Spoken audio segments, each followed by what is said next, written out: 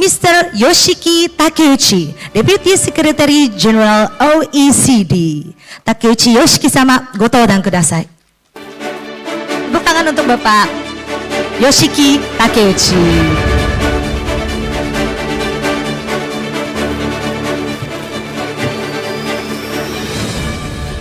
Excellencies, ladies and gentlemen, the OECD is delighted to co-host this event, and I would like to warmly welcome Honorable Ahmad Goval, Member of the House of Representatives, Vice Minister Farim Hamza of the Ministry of Housing and Settlement Areas, Dr. Hiroto Izumi, former Special Advisor to the Prime Minister of Japan, Ambassador Yasushi Masaki, Secretary General of Watanabe from area, Mayor Aomori from Okayama City, champion mayors, and Mr. Itsuhiro Miura, Deputy Director General for the Ministry of Land, Infrastructure, Transport, and Tourism, Japan.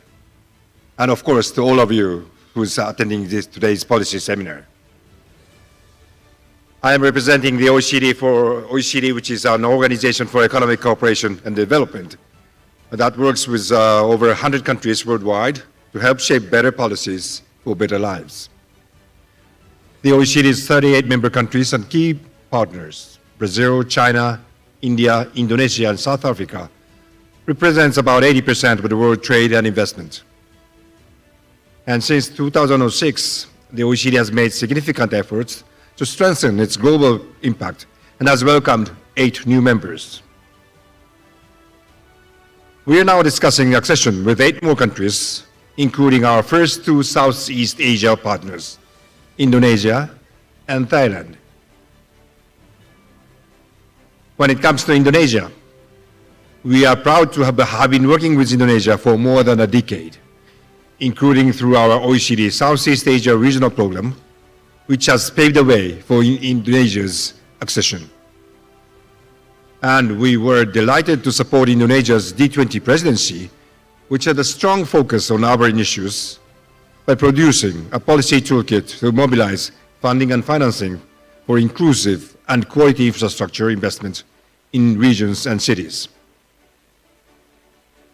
We look forward to continuing to work with Indonesia on these issues over the coming years. Today, we are here to talk about sustainable cities. I would like to focus on climate change and transition to net zero and resilient cities and what that means for Indonesia. Cities are at the front line regarding reducing emissions and adapting to climate change.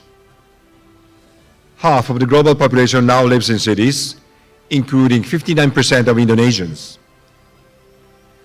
Cities account for nearly 2/3 of global energy demand and some 70% of greenhouse emissions. And cities also spend a lot on climate-related issues. On average, across 33 OECD and EU countries, they manage 63% of climate-related public expenditure and 69% of climate-related public investment.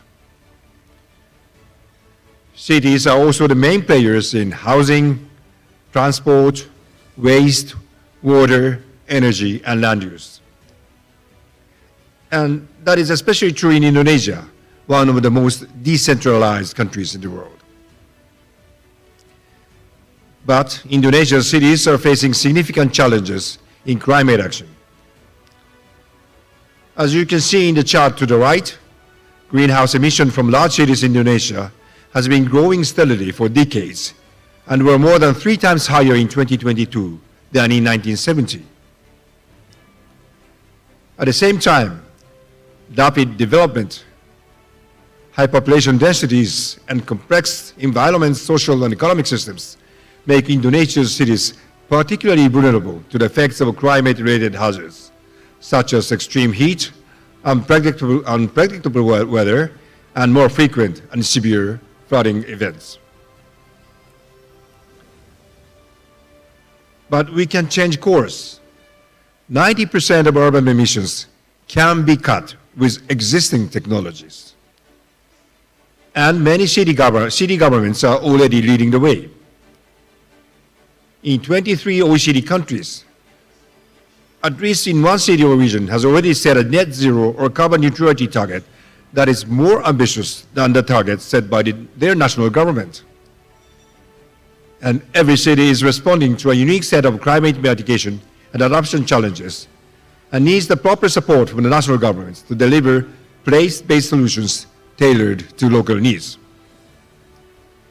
And that is why in 2023, the OECD developed a territorial approach to climate actions and resilience, a policy framework to support collaboration and cooperation between all levels of governments, be it national government, cities, local governments, all. And based on this framework, the OECD sees 3 areas of opportunities for Indonesian cities. 1, urban planning, 2, decarbonizing buildings, and 3, nature-based solutions. First, urban planning. How can we prepare our cities for the future? How can we cut transport and building-related emissions and avoid inefficient urban sprawl?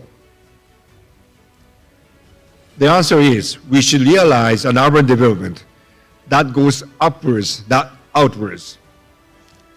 For this to happen, measures to bring together land use planning, housing, and transport policies in support of climate actions are critical. To encourage denser cities and greater use of public transport, which is underused in Indonesian cities, cities and national governments also need the right incentive to work together. Urban planning also needs to discourage urban growth in hazard-prone areas, particularly in coastal cities like Jakarta, where sea level rise is a significant challenge. Second, decarbonizing homes and buildings. Buildings and constructions accounts for nearly 40% of global energy-related carbon emissions. The Prabowo administration is prioritizing massive housing development, and it is, of course, with good cause. However, it will be essential to ensure all these new homes are as energy efficient as possible, in addition to innovating the existing stocks in the right way. In Indonesia, energy use on air conditioning will increase as the country gets warmer and the Indonesians become more affluent. This cooling demand can be reduced through passive design features like window shading and improved insulation and more efficient air conditioning systems that run on renewables. Using more sustainable produced concrete and steel can also help reduce CO2 emissions during the constructions. The OECD's recent publication, the Global Monitoring of Policies for Decarbonizing Buildings, found that the city governments need more support from national governments, not only financially, but also to raise awareness and build local capacity. The Global Monitoring Report outlines 3 recommendations. 1, adopt a step-by-step approach to allow investors, markets, and proprietors the times to adjust. 2, enhance multi-level coordination and leverages. 3, take part in international collaboration. The annual OECD Sustainable Building Roundtable is the perfect opportunity for national and local policymakers worldwide to learn from others. Last year's roundtable focused on 4 themes, including 2 we will be touching on today's session: net zero goals and housing affordability and whole life cycle carbon policies. This year, we are hoping to have participation from Indonesian ministries and local governments. Let me move on to the third point, the nature-positive cities. Nature-positive cities is an emerging concept that takes a holistic approach to integrating nature-based solutions into the design of cities at the metropolitan scale. Nature-positive cities present an opportunity to address climate change while achieving multiple other core benefits across the environmental, social, and economic domains. Adopting this concept in urban planning can make Indonesian cities more resilient while boosting well-being. An example, urban parks Urban parks, for instance, capture carbon in trees and vegetation while helping cities adapt by providing a cooling effect and absorbing storm water. At the same time, they can enhance urban biodiversity and significantly impact the well-being of the local residents. At the OECD, we are scoping a future work program to highlight the potential of nature-positive cities. Briefly, before I close, I would like to touch upon two other important aspects of sustainable urban development. One is inclusive growth, and the second is digitalization of the cities. Inclusive growth in cities is an area to which OECD has already been making many contributions. Housing affordability and broader cost of living crisis have recently been a key focus of our work. Across OECD countries, housing prices have risen by 77% on average between 1996 and 2022. And large cities have seen the most significant pressure. Severe housing shortages are a significant driver of this housing growth. They are providing a big challenge in major cities worldwide, including Indonesia. As has been mentioned a number of times, well, we acknowledge this is the priority that the Prabowo administration is now facing and trying to solve. And 300 million housing is not an easy job, but it must be done.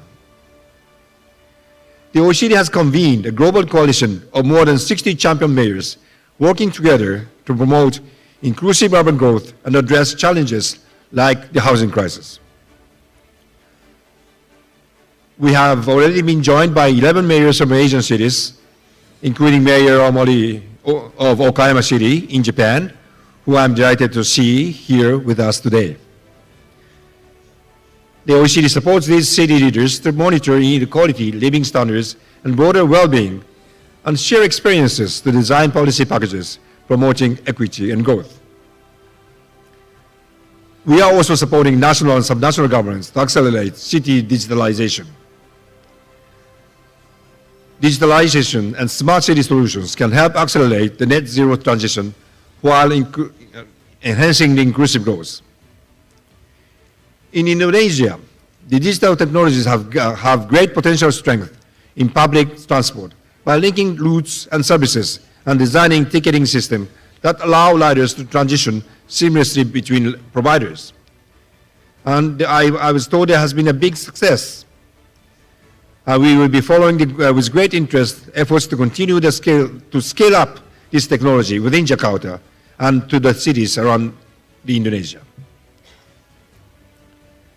So let me conclude by reiterating that OECD is committed to supporting Indonesia in delivering a sustainable urban future. I look forward to the discussions on these important topics in today's various sessions. Thank you very much, and thank you very much for welcoming us here in OECD, and looking forward to working together. Thank you. Mari kita berikan tepuk tangan yang meriah untuk Mr. Yoshiki Takeuchi. Takeuchi Yoshiki-sama, arigatou gozaimashita.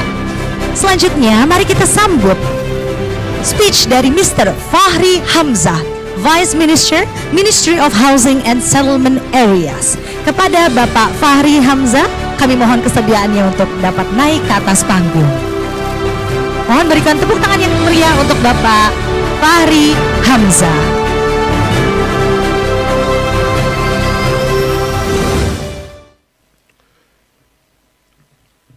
I have two speech in this morning, as the committee asked me to also do the welcoming speech to the participant, and also what they call as the keynote speaker. But let me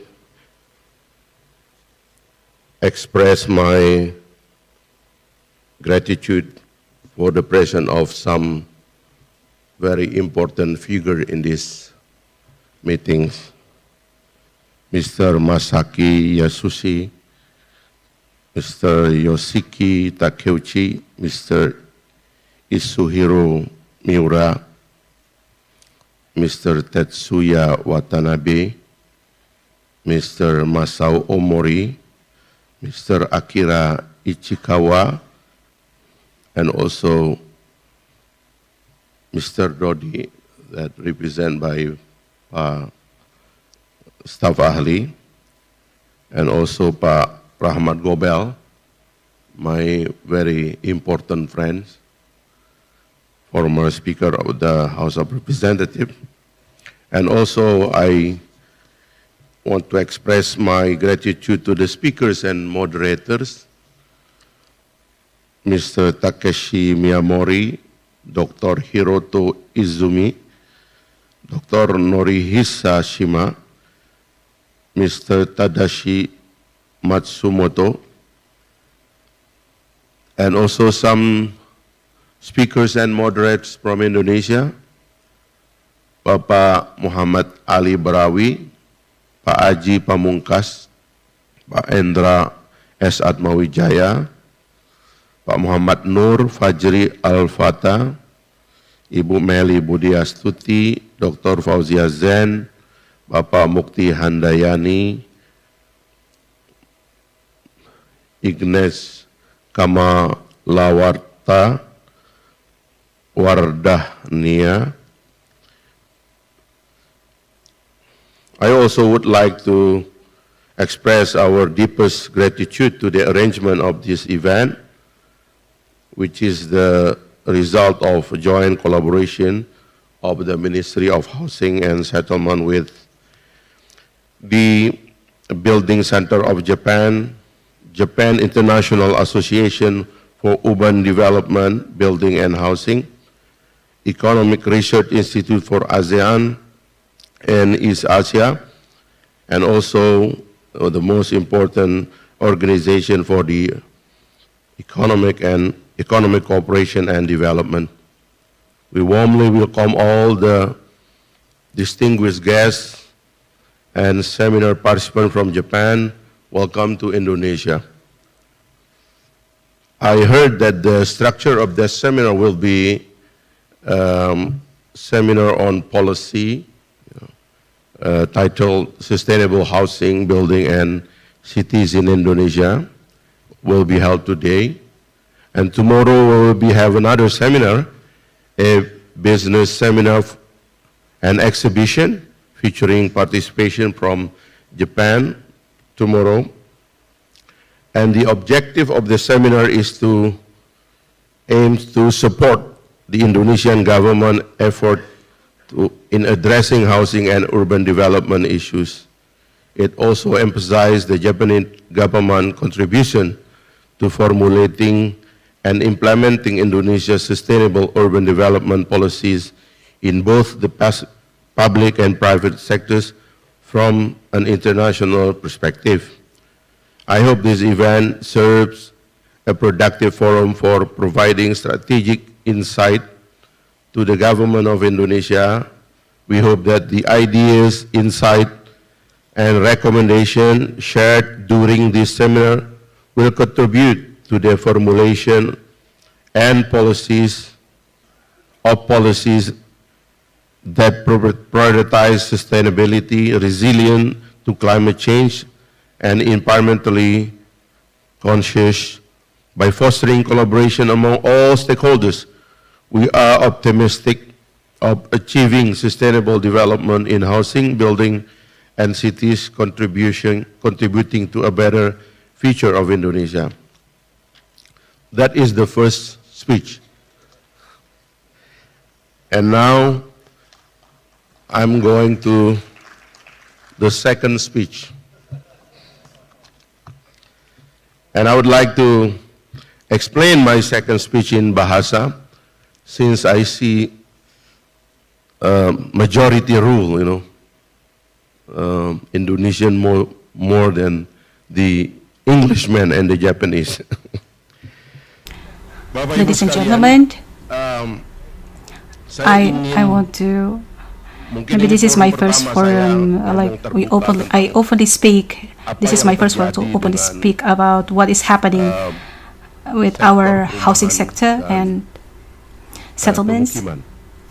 These papers are made by my colleagues here but the construction, Konstruksinya saya akan I will sampaikan convey the structure secara more lebih tajam. sharply. Kalau If my teman-teman college lebih is banyak more mengajukan like data, tapi saya doing ingin mengajukan dating, apa showing yang date, terjadi. but I want to explain what's really happening. Kita ini We have two memiliki leaders dua pemimpin who yang kira-kira approximately diangkat appointed or atau elected at terpilih pada almost the same saat time. yang sama. Perdana Prime Menteri Minister Isiba and dan Mr. Pak President Prabowo Prabowo itu were kira-kira approximately diangkat appointed or atau elected, terpilih atau diangkat inaugurated bulan in October tahun last lalu. year. So yesterday he came here, and then there was a seminar. That was mentioned earlier, has been planned for quite a long time. Ya. So before we know that the leaders of the two countries finally met, and Dan we welcome it kita with menyambutnya this dengan seminar, yang baik ini.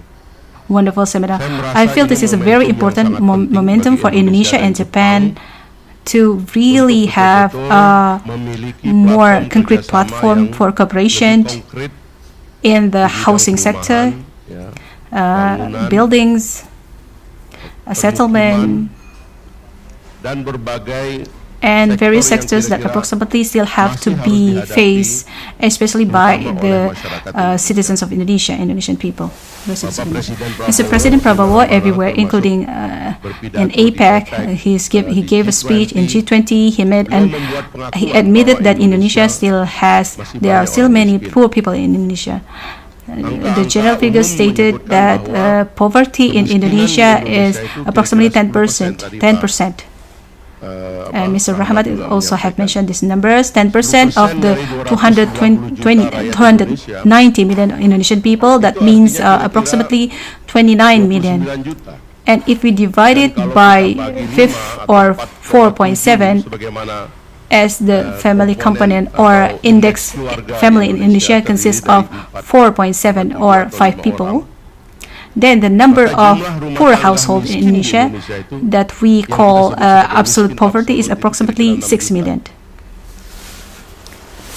Then remember in the past, during the time of Mr. SBY, our past president, he once criticized this figure. He said that if Kalau the 10% is the calculation of the World Bank from UNDP, which it uses the criteria of calorie consumption of 2,100 calories per capita per day, which is approximately worth like $1 to $2 or $1.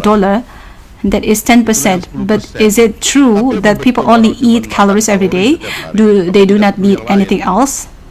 That's why we mentioned the figure called vulnerable poverty, which is approximately, Mr. SBY said, around 40%. We made 40% confession, and 40% is approximately 120 million people, which if we divide it by 5 more is approximately 25 million heads of family households.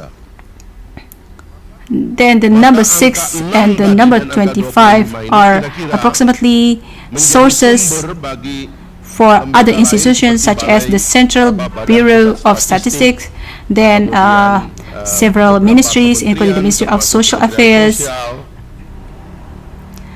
They draw conclusions about the backlog figures in Indonesia, which are approximately referred to as the ownership backlog of approximately 10% or 10 million. I apologize, excuse me. And the feasibility backlog is approximately 25 million or 26 million.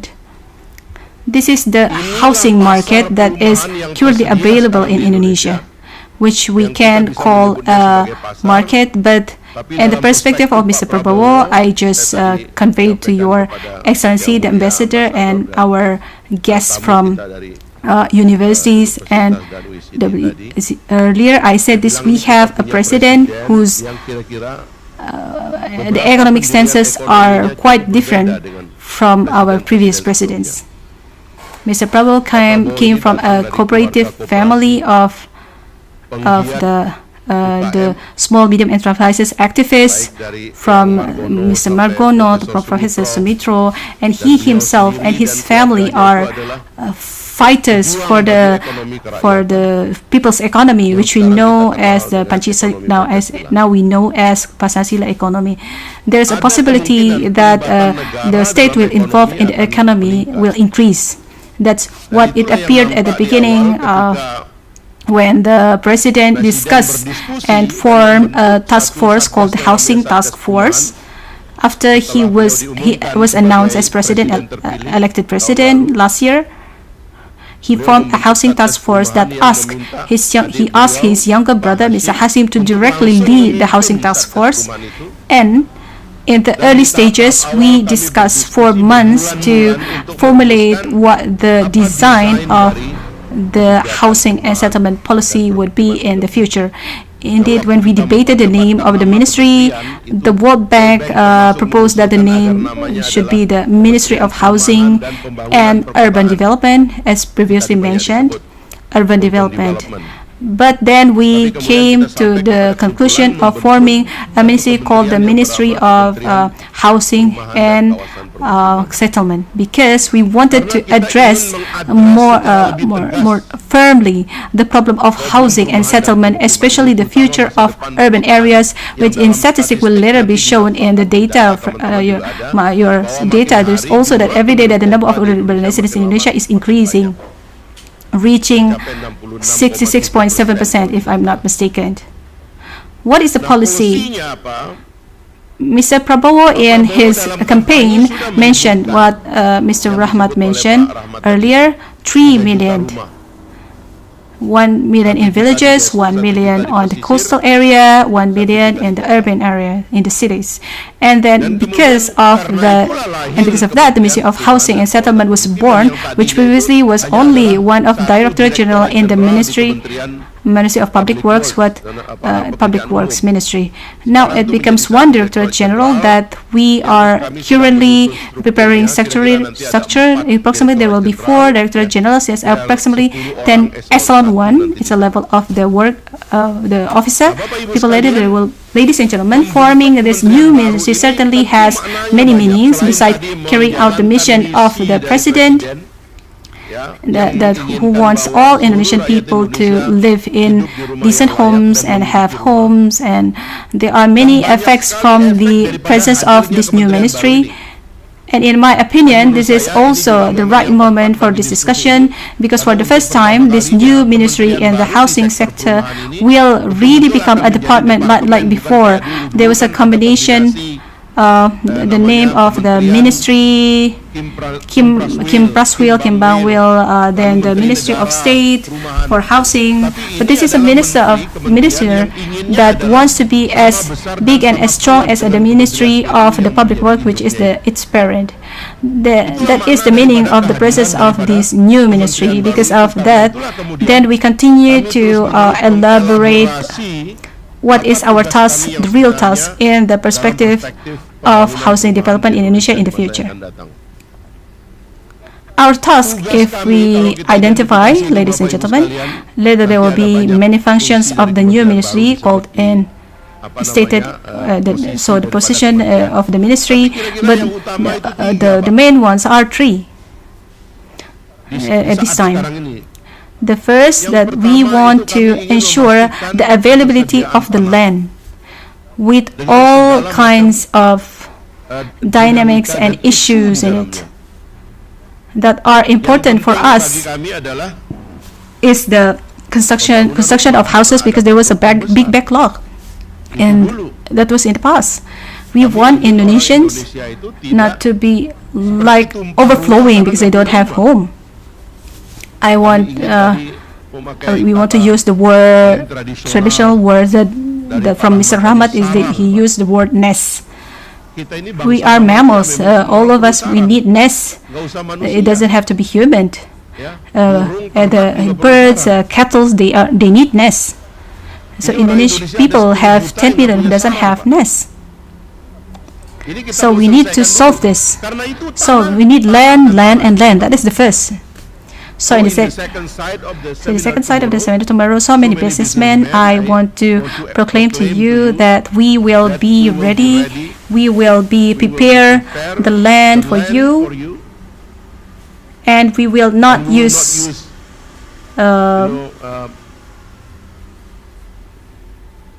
productive land. The President has prohibited us from using rice fields for the housing. But we will speed up the issue of land, the ownership, the name of the land permit. We will speed up so that the process in the housing sector investment will run faster. And then the second is the permits. If so far it has been heard, this sector is not developing because of overlapping permits and so on, especially in local governments. We are preparing a strategy so this permit can be accelerated. I once said we need some kind of omnibus law. Now I think, and yesterday we discussed with our colleges, we're preparing a new impress for the acceleration of housing development, the new regulation, and the arrangement of settlement groups throughout Indonesia. We need to work faster, fast work. I apologize, I want to make a little sarcasm, a little critics, because this seminar is like wanting to be a break for the 3 million housing project. So I will tell you later how the collaboration. Yes, we are talking about Indonesian who don't have houses, but today we are talking about grid, we are talking about ecosystem, we are talking about the environment and so on. But later we will look for a collaboration pattern, because the provision of housing has become a political promise of our president, and we must implement it quickly. That is the task of this ministry. And that's the reason why it is born, so that it seems that if this ministry will push the supply side, that's what we are doing. We will push the supply. We push the supply side, the provision of houses, the provision of land, the provision of permits, the acceleration of what is called licenses and so on. We'll push. So the investment in the housing sector and housing development will be accelerated. State involvement will be accelerated. Yesterday, we calculated where the money came from, where we can get the money. Because if we were talking about the cities and villages and the coastal areas, the urbans, we calculated that in the village, if you use a business model, it is rather difficult. The majority in the village actually already have houses, but the house is not decent. Is not suitable. That's why the 2 millions are called in the village, because it is indeed villages in Indonesia. There are so many. Indonesia consists of 38 provinces. There are 416 regencies. Mr. Ambassador, 416 regencies. There are 98 cities. From the city down to the regency, down to the sub-district, there are around 8,300 sub-districts. Under the regency, there are around 75,000 villages, and from the city, there are around 8,200 sub-districts. Under the sub-districts, there are, we call dusun. Under the dusun, there are what we call RW, but under the RW, there are also RT. Actually, RT and RW are actually a concept that came from Japan, were actually built during the Japanese era. The concept that called Tonarigumi, the next neighborhood. Tonarigami is a concept that came from Japan that's become RT today, what we call RT today. In Asia now we have around 1.2 billion RT, which are around one RT consisting of 30 to 60 households or heads of families or household or houses. That's the distributions of the housing market in Indonesia. From Sabang to Merauke, from Miang Sulai to the Merauke, to 70,000 island. It's very large. So that's why we want to make this something that massive.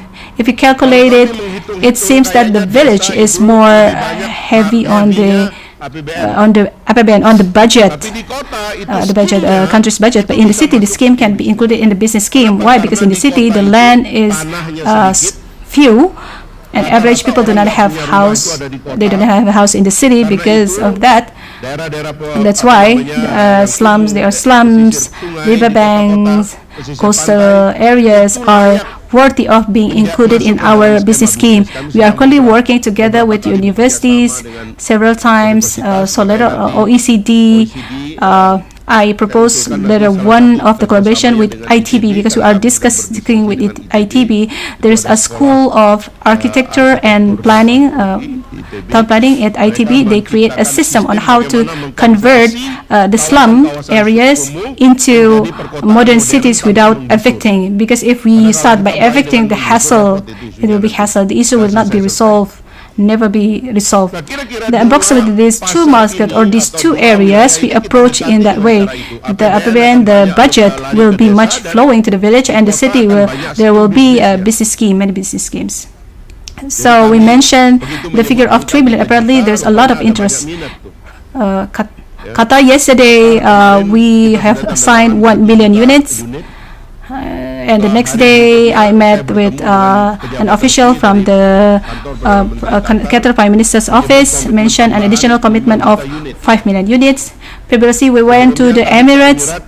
What is it? It's called the Infrastructure Ministers also mentioned 1 million unit. But yesterday, after they heard Qatar added, it seems like the Emirates also wants to add. China said 1 million. Japan, we haven't heard how much. They haven't mentioned the numbers, but apparently Japan wants to focus on the technology.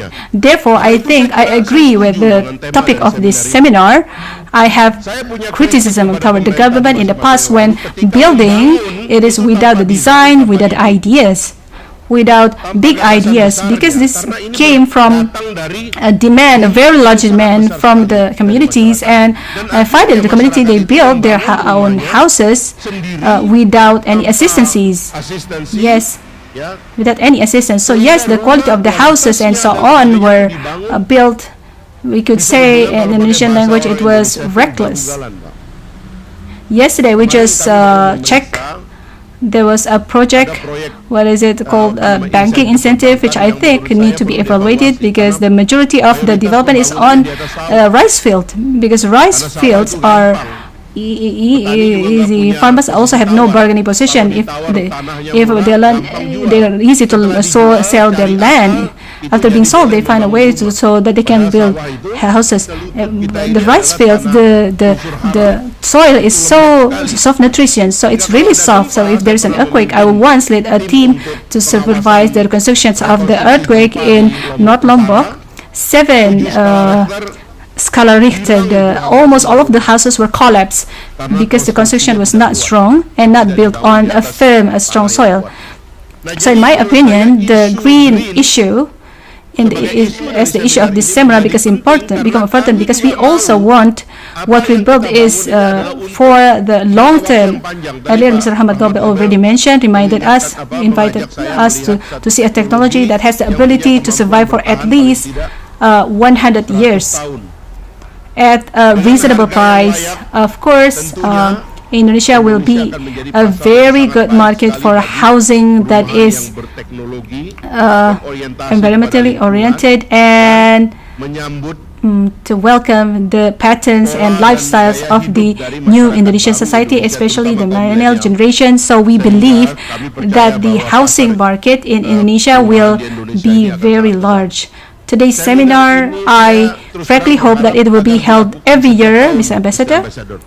I would like to express my demand, my request that I think this seminar should be conducted every year, because the issue in the housing activities is really, really important to discuss many times. I have my critics to my own government that sometimes building without evaluation, without public policy and analysis. Building is part of the public policy. Therefore, so far it has been lacking, and therefore we want that the exchange of ideas between the private sector, the world of government practitioners, theorists, we get it together in Jakarta, because Jakarta is one of the a city with a large population. We discuss issues for the future of our housing sector and development of our property in the future. So I propose that we do this every year. Earlier, also the OECD asked for my contact number. I have assigned Mr. Edward to become the contact person, in charge for the further communication if this collaboration will be continued, because I heard that the OECD will hold a discussion, a research regarding public policy, especially regulations in the regions that can have a negative impact on our environment. I agree with that. I myself from within made critics toward my colleges in the region, especially those who seem doesn't have imagination to put the building not on the productive land. When our president is printing rice fields, encouraging us to create rice fields, but there are some who actually do development that threatens our food security. We must protect the future of the Indonesian people and nation, and so all of our policy should be based on good public policy. Finally, I would like to express my gratitude to all parties who were present and who were become the speakers, especially our initiators, organizers from the new ministry, which is not yet 3 months old. We welcome this collaboration and the continuous collaboration, because this ministry also needs strong content, because as Mr. Hamad said earlier, we are building house, we are building place to live, a place for a shelter for us to live. I like to use what is called a religious terminology. I like Mr. Ahmad, because the Prophet once said, "My home is my heaven." Heaven is rather imaginative because we have never been there, but it is called my home, my heaven. So a house is very essential for human life, because it is a suitable home, a decent home. If I go abroad, when we go to Tokyo, we go everywhere, we don't see small children in the cities walking around like carelessly. Why? Because the house maintains its schedule. Because the house is a place to educate them. The house is where they build family relationship. The house is where they learn about their future. That's houses. But our house is not decent. The people are spilling out to the side of the road. Plus the policy. This is giving called subsidies to motorbike owners in the regions. In the past, our people look like overflow. Well, those are the things that we need to discuss. Once again, I'm out of because I want to state something solid about what we are doing in the future. So we are ready to work together, to collaborate, and we once again, as a new ministry, need advice, suggestions, and input on how our public policy will be implemented in the future. Thank you once again. Good afternoon. Mari kita tepuk tangan yang meriah untuk Bapak Fahri Hamzah. Terima kasih. Kami persilakan untuk kembali ke tempat duduk. Selanjutnya, kita akan sama-sama mendengarkan sambutan dari Mr. Masao Omori, Mayor of Okayama City, Japan, OECD Champion Mayor. Omori Masao-sama, Goko dan Kudasai. Kita berikan tepuk tangan yang meriah untuk Omori Masao-sama. Ladies and gentlemen, it's a great pleasure to meet you. I'm Masao Omori, the mayor of Okayama City in Japan. Today, I'm going to talk about urban growth and urban planning focused on citizens' well-being as the head of a city and one of the OECD champion mayors. Do you know where Okayama City is in Japan. Next page, please. It's in the western part of Japan. Its population is about 720,000. It faces a calm, set island with lots of beautiful islands. Since ancient times, Okayama City has developed as a transport hub. It also has a concentration of higher urban functions, such as commerce, medical care, education, and culture. Next page. Next page, please. Okayama City has also been a pioneer in taking the initiative on ESD. ESD, Education for Sustainable Development, means that education to foster the leaders of a sustainable city. It's an international initiative led by UNESCO. The unique features of Okayama City ESD initiatives are they use UNESCO-associated schools and community learning center as basis. Next page. Since 2005, Okayama City has promoted ESD in collaboration with industry, government, academia, and citizens as one of the pioneers to do so in the world. In 2014, the UNESCO World Conference on ESD was held in Okayama City. Okayama City has received many awards from international organizations. Its initiatives are highly regarded worldwide. Currently, we give the ESD Okayama Award, which honors overseas outstanding practice to various organizations. The photo shown in the upper right was taken in 2016 when Gajah Mada University in Indonesia received the ESD Okayama Award for the river restoration movement. Okayama City made a SDGs future city plan and is making our city a place where people would like to continue to live for years to come. A great challenge we face in Japan is that the decline in population has been accelerated due to the declining birth rate. The population of Okayama City also peaked in 2020 and then started falling. 1/3 of our people is expected to be the elderly in the future.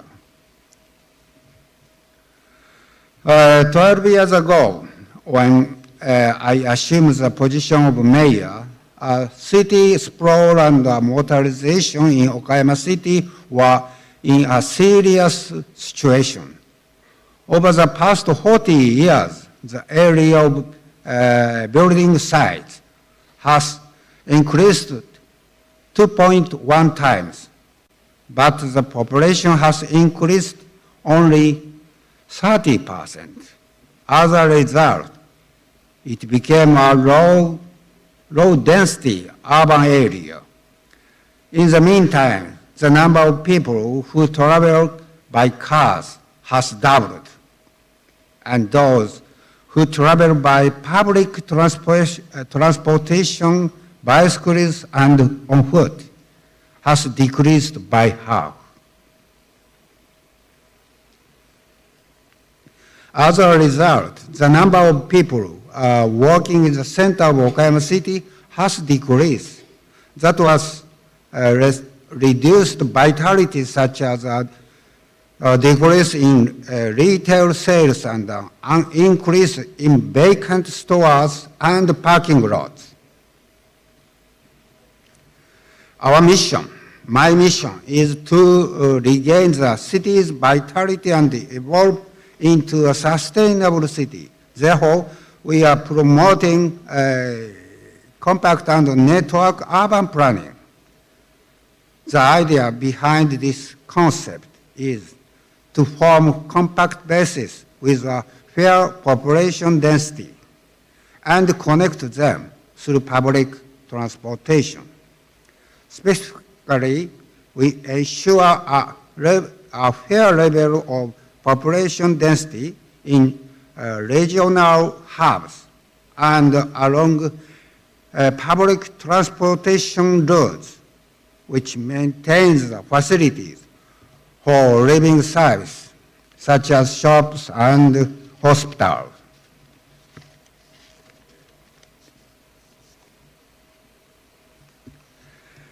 Therefore, I started to do urban revitalization and improvement of workability in the city center. The city center of Okayama City has two small areas with different characteristics, such as Okayama Station area, featuring a concentration of commercial and business facilities around Okayama Station, and the Old Castle town area, featuring a concentration of historical and cultural assets, such as Okayama Castle and Korakuen Garden. To make more effective use of these areas and create a lively atmosphere, we began to work on the renovation of the street called Haremachi Dori, connecting these two areas to give priority to pedestrians, and the improvement of accessibility to tram stops. Haremachi Dori Street was originally 2 lanes with narrow sidewalks and few stores along the street. By making the street 1 lane and widening the sidewalks to give priority to people, we improved the flow of people in the city center and created an area that is fun to walk around in.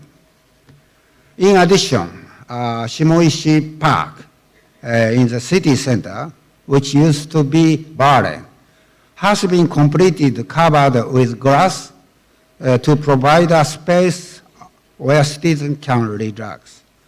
However, the renovation of Haremachi Dori Street met with many oppositions from businesses along the street who worried about traffic congestion. The same is true for the extension of trams in the city. The tram stop next to Okayama Station is located across a major road from the station, making it very difficult for visitors, strangers, to understand where it is located, and very inconvenient for the elderly to make connections. Therefore, we are working on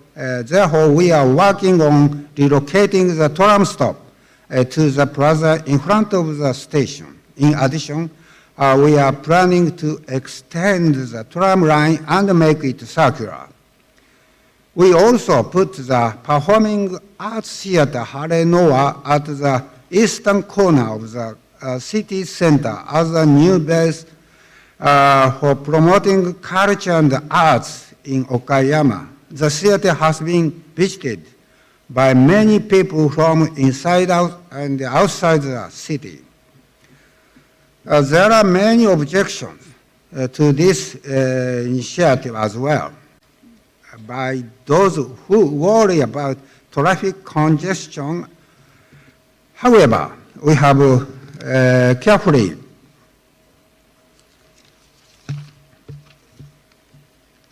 explained the necessity of the project and are proceeding with it. When completed, the project will improve convenience and mobility options for many people, including elderly, and will improve the flow of people in the city center, leading to revitalization. These are views of single lane improvement of Haremachi-dori Street and the tapping of Shimoishi Park. As a result, repeated social experiments and careful explanations, understanding has gradually spread, and it will soon be 3 years since the renovation was completed. Today, pedestrian flow on holidays has increased by 40%, and about 30 new stores have opened along the street. The number of stores with terrace seating is gradually increasing, and the area is becoming a place where citizens can relax. In conclusion, city planning is not an easy path.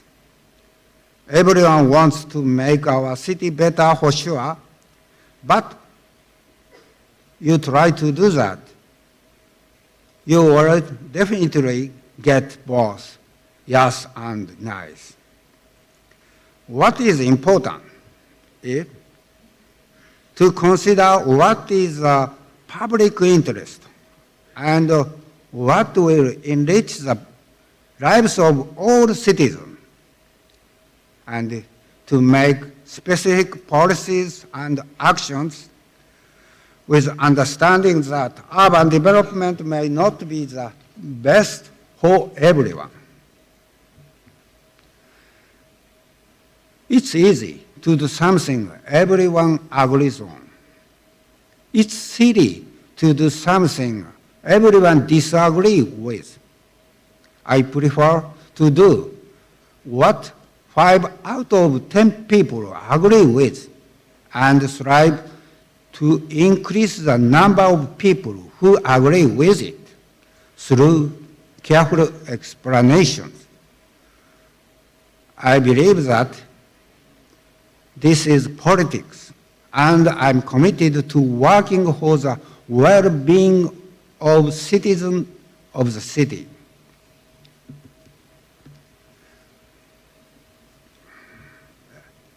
As introduced so far, we'll keep on working for the inclusive growth of the city so that no one is left behind.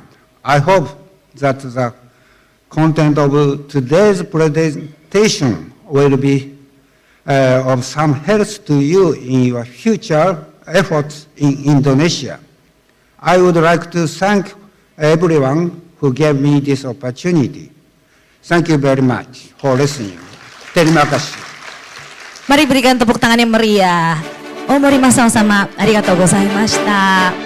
Selanjutnya, kita akan sama-sama mendengarkan sambutan dari Mr. Itsuhiro Miura, Deputy Director General, City Housing, Ministry of Land, Infrastructure, Transport, and Tourism. Mari kita berikan tepuk tangan yang meriah. Hello everyone. Selamat pagi. Today I'll be sharing Japan's experiences with mass housing supply and decarbonization of housing. We hope this opportunity will be of great benefit to all of you. My presentation is composed of 4 sections. First, I'll discuss how Japan has addressed the housing supply. Next, I'll cover the policy shift from quantity to quality. After that, I'll introduce a transition to decarbonization of housing and recent urban policies. Before diving to the first section, let me briefly explain Japan's population trends as they are closely tied to housing policies. From the 1950s to the 1980s, Japan experienced a period of population growth, peaking at 128 million. The population increased by as much as 40% over the 30 years. However, the population has since been declining due to low fertility rates, and this trend is expected to continue. At this current pace, Japanese people might disappear from the earth by the year 2600. But the more pressing concern isn't just population decline. As you can see on the left side of this graph, currently there are around 12 million elderly households, half of which consist of people living alone. This number is expected to increase steadily, and many of these individuals rely on modest pension programs and will eventually require care. Therefore, addressing housing from a welfare perspective is becoming increasingly critical. Policies need to adapt to the realities of a shrinking society. This is the current situation in Japan regarding the population and households. Now, I'd like to focus on the key policy measures Japan has implemented so far. Many cities suffered significant damage during the World War II, and the primary challenge at that time was to supply a large number of houses quickly. The government responded with three main strategies: establishing a loan corporation, collaborating with local governments, and creating its own housing corporation. While these measures were initially designed to address the post-war housing shortage, they also effectively managed the subsequent population influx into large cities. During Japan's high-growth era from the 1950s to the 1970s, rapid urbanization transformed cities like Tokyo and Osaka into bustling hubs, both economically and socially. With millions migrating to large cities, housing policy had to adapt quickly as many people commuted to city centers by trains. Back then, urban housing conditions were terrible, and many cities faced significant traffic congestion. Next, I'll explore how our housing policy responded to this main urban population boom. The first major component was the government loan corporation, GHLC, established in 1950. It provided long-term fixed-rate loans directly to individual borrowers with the necessary funds secured by the government. In the 1950s, commercial banks were hesitant to offer long-term loans due to low credit scores. So the GHLC stepped in and provided loans that enabled total 90 million households to build their homes over its 57-year history. This accounts for about 30% of all homes constructed during that period. The second pillar focuses on the public housing, offering affordable rental options for low-income households facing housing challenges. The new law was enacted in 1951, and the basic framework is still mostly the same now.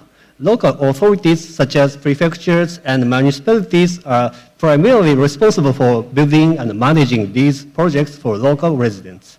And the national government covers roughly half the construction cost to keep rents affordable. You can see the floor plan of a typical unit with 2 tatami mat rooms and a kitchen. It's about 40 to 50 square meters, not particularly spacious, but at least more functional and comfortable than the previous homes. The last pillar of Japan's housing policy involves Japan Housing Corporation, JHC, established by the government in 1955. This corporation developed land and provided a substantial number of rental housing units as well as purchased lots in metropolitan areas. By leveraging government funds, such as financial investments and inter-subsidies on the right side of this diagram, the JHC supplied a total of 1.6 million housing units over its 50-year history for middle-class families. The JHC has now withdrawn from housing development and is focused on managing rental properties. These pictures show examples of large-scale housing complexes. Most of these projects involve developing the gentle hillside in the suburbs of major cities. These areas were once known as new towns, attracting many young families from all across the country. However, they have now become old new towns with aging populations, and their children have moved out to more accessible locations. As I noted earlier, effective solutions are needed to revitalize these aging communities, not only from a housing perspective, but the overall well-being of local residents. Next, I'll introduce the standardized system that enables the mass supply of housing. In the post-war period, when there was a strong demand for mass housing supply, the housing industry and the government collaborated to develop a unified nationwide design standard modules. These efforts contributed to the industrialization of housing production, allowing for the efficient supply of a large number of housing units. These standards still help improve the quality of house interiors today. Next, let's move on to the section 2, from quantity to quality. The government policy stabilized quantitative supply was advanced through the formulation of new housing plans every 5 years. As a result of these efforts, the major goal of achieving sufficient housing supply was accomplished, shifting the policy focus to improving the quality of housing. The new housing law was enacted in 2006 to secure stable and high-quality housing and to leverage the housing market's functions. Let me show you one example of improving the housing quality. We introduced the housing performance indication system that can indicate detailed information about housing quality, such as energy consumption and structural stability. This system helps home buyers better understand the housing quality. Going to the next section, 3, this section focuses on the energy efficiency of housing. The Japanese government has committed to achieving net zero emissions by 2050 and has set a target of reducing greenhouse gas emission GHG by 46% from 2013 level by 2030. I understand that Indonesia also aims to achieve net zero by 2060. Let me briefly introduce the country's energy efficiency standards. Those consist of 2 components: primary energy consumption, such as air conditioning, water heating, and the building envelope, which includes elements like windows and roofing. This pie chart, next page, slide please. This pie chart illustrates the current status of energy efficiency performance across all housing stock. The blue section, level 4 or higher, represents that only 18% meets the latest standards, while the gray section, level 1, which accounts for 24%, doesn't even meet the 90/80 standards. Looking at these numbers, it's clear that meeting that standards for all homes, including existing ones, is quite challenging. Next, this chart outlines the roadmap towards carbon neutrality. On the far right, our target is to achieve net zero emissions by 2050, as I mentioned. As a milestone towards the 2050 goal, we aim to ensure all new projects meet the net zero energy standards in housing and building by 2030. To promote carbon neutrality, Japan supports building energy efficient housing and improving insulation in existing homes through renovation. I'd like to introduce the latest subsidized program just launched last December. This program mainly promotes the adoption of green transformation-oriented housing, exceeding the net zero energy housing ZEH standards on the green box. Households building GTO homes are eligible for subsidies of 160 million rupiah per unit. This financial support helps offset the additional cost for incorporating high-quality equipment needed to meet these standards. As I mentioned previously, Japan's housing stock was rapidly developed after World War II, a period when energy efficiency criteria were non-existent.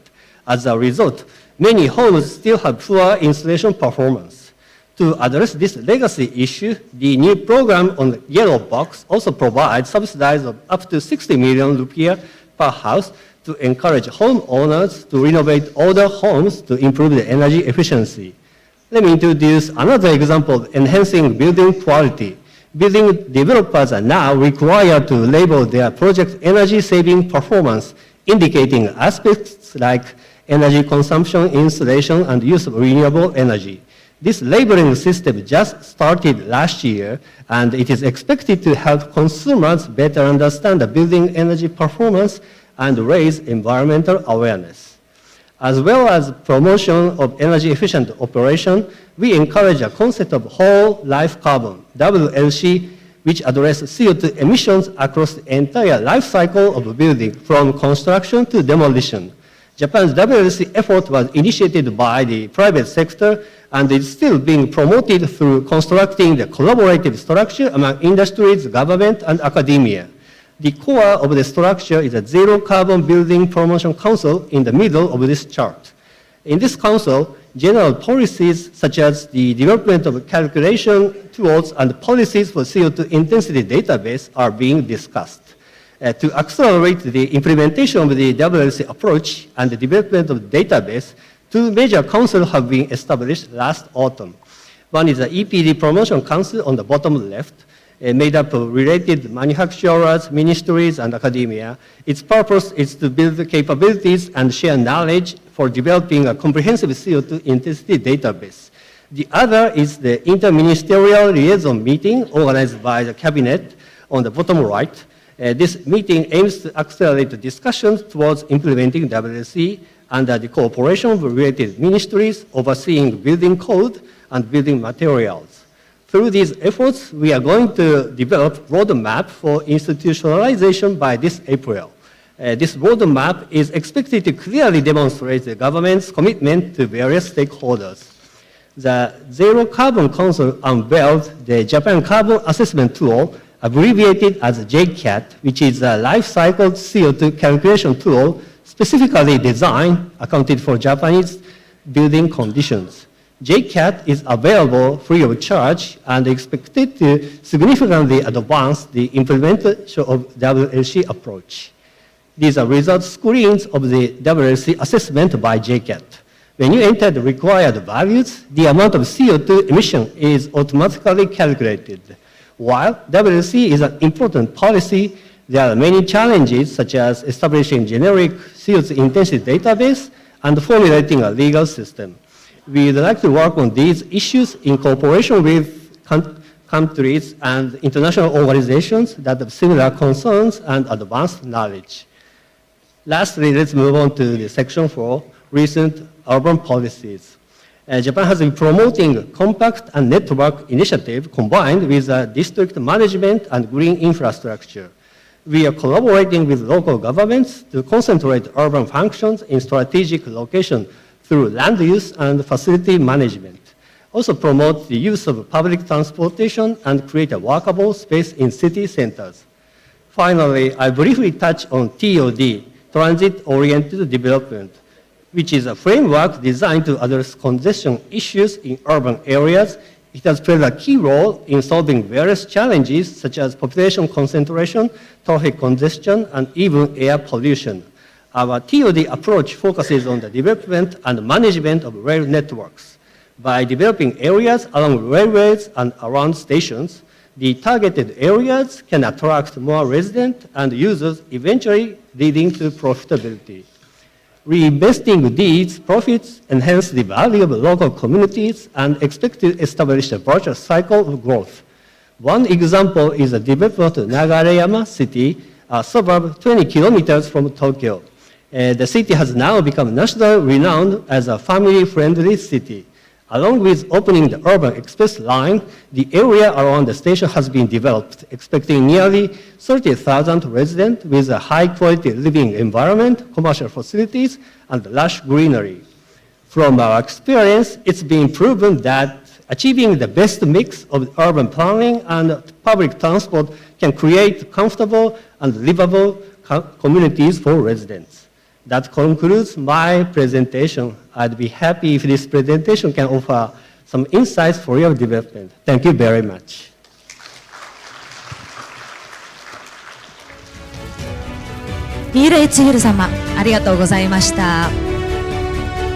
Next, we will listen the keynote speech from Mrs. Meli Budiastuti, Secretary of Housing and Settlement, Department of Jakarta Government. Let's give warm applause to to Mrs. Meli Budiastuti.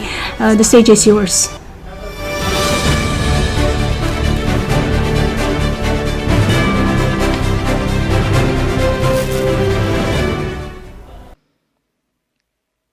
the Honorable Ambassador Japan for Indonesia, Mr. Masaki Asushi, the Honorable Member of the DPRD, the House of Representatives, Mr. Rahmat Gobel, the Honorable Deputy Minister of Public Housing and Residential Areas, Mr. Fahri Hamza, the Honorable Representative of the Minister of Public Works of the Republic of Indonesia, the Honorable President of the Economic Research Institute for ASEAN and East Asia, Mr. Tetsuya Watanabe, the Honorable Deputy Secretary General of the Organizations for Economic Cooperation and Development, Mr. Yoshiki Takeuchi,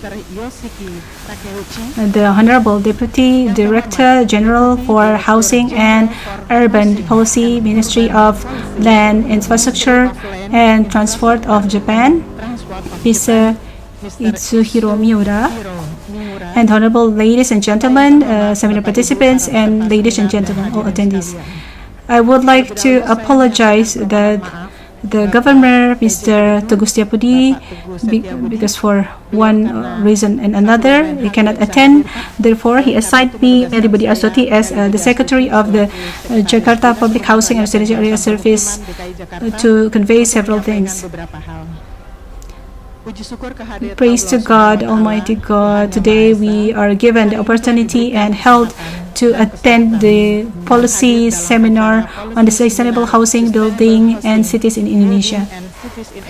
We would also like to express our gratitude to all levels of the Ministry of Public Housing and Residential Areas who have collaborated with several international partners in organizing this seminar.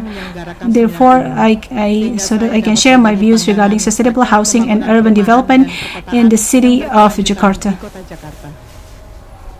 In the third quarter of the 2025, Jakarta has recorded a growth of 4.93%. Next 4.93% growth has made a significant contribution, where Jakarta contributed 16.53% to the Indonesian economy in the same period, according to data from the BPS, the central statistic. Entering 2035, Jakarta's economic growth is expected to continue to show a positive trend, namely being in the range of 4.7% to 5.5%, where in the future the direction of Jakarta's economic policy will be implemented in accordance with Law number 2 of year 2025 and its amendments through Law number 151 of 2020 year 2025, which emphasizes Jakarta's position as the center of the national economy and a global city. In realizing Jakarta is a livable and sustainable global city, the provincial government of DKI Jakarta is committed to supporting the central government strategic program in providing livable housing for the underprivileged residents, including the 3 million house construction program as mandated in the joint decree of 3 ministers, namely the Minister of Housing and Residential Areas, the Minister of Public Works, and the Minister of Home Affairs. With a population of more than 11.4 million people, housing needs are one of the main priorities in the city of Jakarta. This is indicated by the 50.14% of Jakarta's land used for housing and residential areas. Currently, the DKI Jakarta provincial government has built 33,221 unit flats or rusunawa rental flats or rusunawa units spread across 42 strategic locations to fulfill the needs of houses in Jakarta. This development will continue to be implemented until 2025. They are in stages according to the needs of the people of Jakarta. We also need to convey to you, ladies and gentlemen, that we have land banking around 27.6 hectares, where it can be built as many as 36 towers or 7,260 units. In addition to the effort to build rental flats, the DKI Jakarta provincial government also continues to improve the housing environment through the Community Action Plan Program, or CAP, and Community Implementation Program, or CIP, which involves various parties, including the community, and organizing their residential environment. Until now, this program has covered 339 RW throughout Jakarta, involve community groups, you and your mother, ladies and gentlemen, so that they have a sense of ownership in developing their own area. B. Home improvement and vertical land consolidation, or KTV, such as in Tanah Tinggi village and Famila villages, through cooperation with the Buddha Sechi Foundation to improve the physical conditions of the house while organizing land ownership. Some time ago, an inauguration was held, which was also attended by the Minister of Public Housing and also Pak 8, the provision of affordable housing in the city of Jakarta is also being pursued together with regional-owned enterprises, or BUMD, such as Perumda Pasar Jaya, by building housing above the market, housing project above the market. This began with the implementation of a pilot project in the Pramuka market, which included 1,984 type 36 housing units to meet the needs of low-income communities.